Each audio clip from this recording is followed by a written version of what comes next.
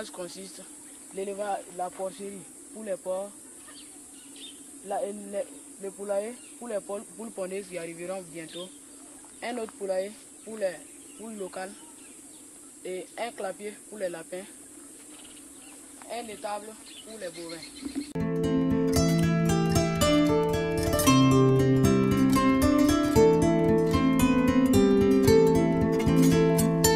Ce qui concerne l'agronomie, nous avons 4 jardins.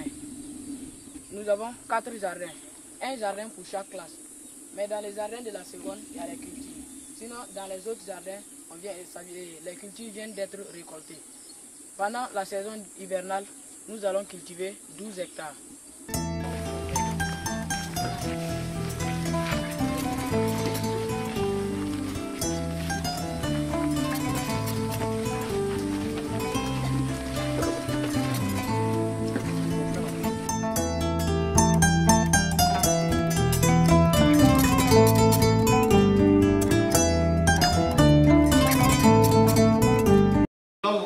Présentation d'un projet qui nous tient vraiment à cœur, une unité de transformation.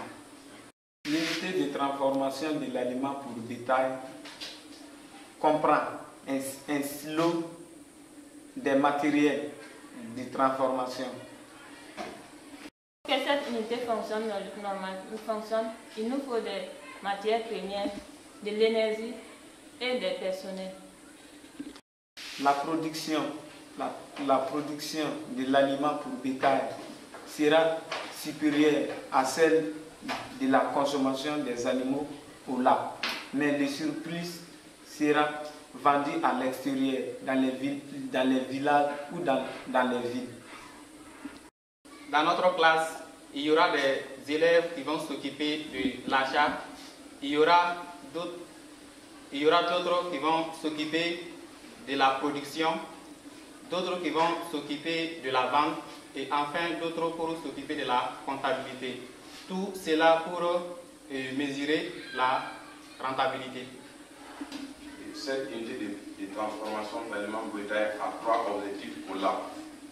Premièrement, pour l'approvisionnement d'aliments en bétail des différents animaux que nous avons. Deuxièmement, pour la vente à l'extérieur dans les villages environnants et dans les villes. Et troisièmement, pour apprendre l'entrepreneuriat.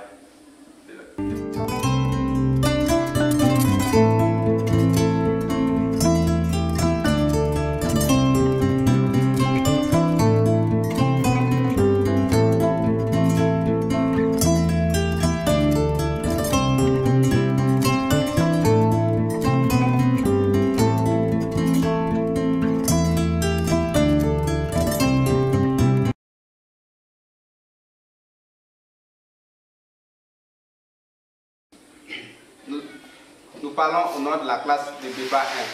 Nous voulons vous présenter un projet qui est très important pour nous, qui est la construction d'un laboratoire au sein de notre lycée. Cet laboratoire est composé de 2 composantes principales, les équipements et le bâtiment. Ce laboratoire sera très important pour appliquer ce qu'on a appris en classe. Comme nous sommes en classe de BEPA 1 et dans cette classe nous faisons une matière appelée l'agronomie.